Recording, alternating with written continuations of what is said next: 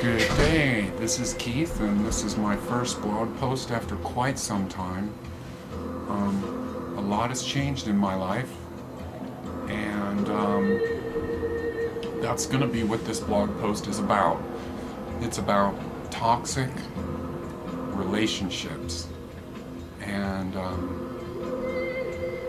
I've been in a relationship for 6 years that has been quite toxic, and that would be with the individual that's been some of my earlier posts, that's been my cameraman, and I got involved with this individual 6 years ago, and not to say that I was, when that came together, I got involved in this relationship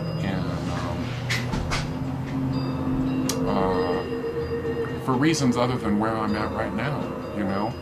A lot of that relationship was built around smoking marijuana, sex, and the marijuana part is gone. I haven't smoked marijuana in quite some time.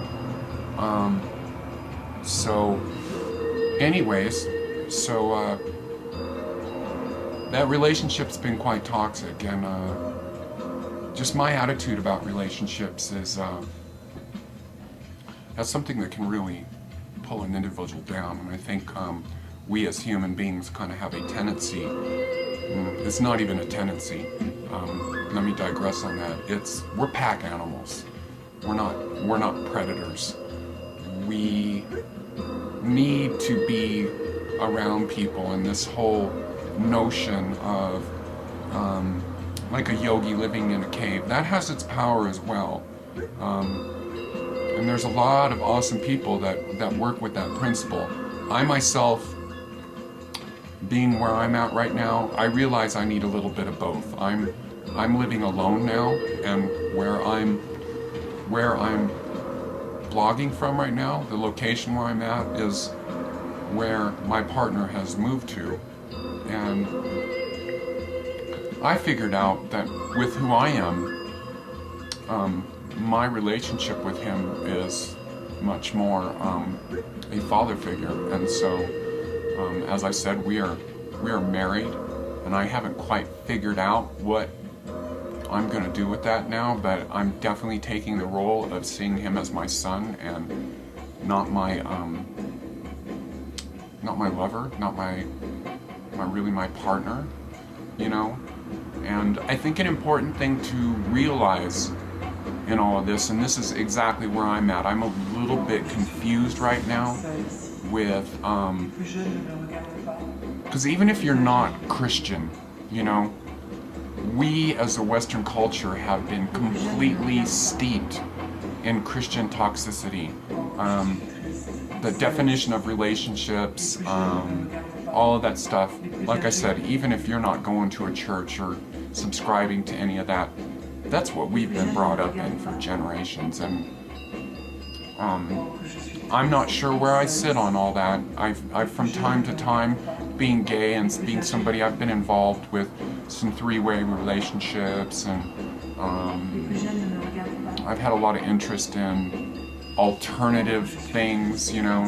I don't think it's too hard for anybody to figure out that I'm quite left of center in the way that I view everything. And I can tell you one thing that I'm trying to figure out right now is where all that sits, because I've actually got something else going on now. I'm seeing somebody else, but I'm still like kind of nurturing this individual that I'm married to. And what's happened with me is I have a new interest in Rob, that's the Chinese herbalist, Chinese acupuncturist that that I was apprenticing for. And I can tell you that in terms of that herbal apprenticing, I worked for 3 months there doing that, and sort of working as an intern, not getting paid for it.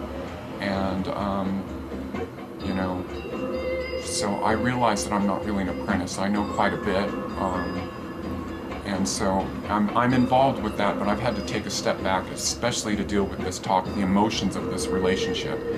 And so one thing that I want to get on with talking about is that living in toxicity is not a good thing. You know, you can eat all the best foods, superfoods, Chinese herbs. You know, there's a lot of amazing products that can just make you superhuman, superhero. And if you haven't got the emotions, you know, that's what we are. We are energy, and if those emotions, if you're sitting there eating a fucking big plate of shit with the emotions and all that stuff, it's just not a good thing.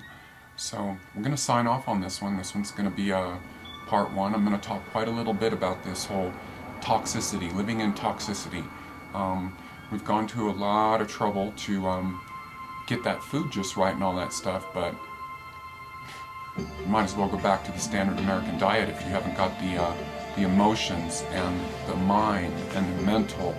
And this is a toxic world, and there's no reason to blame the world. We control our own destinies. We're driving our own etheric car, so we can do whatever we want. And I'm going to get you updated on what's been going on with me. This is Keith saying this is Beyond Raw Food, and I love where I've been going with all this. This is an amazing thing. Peace.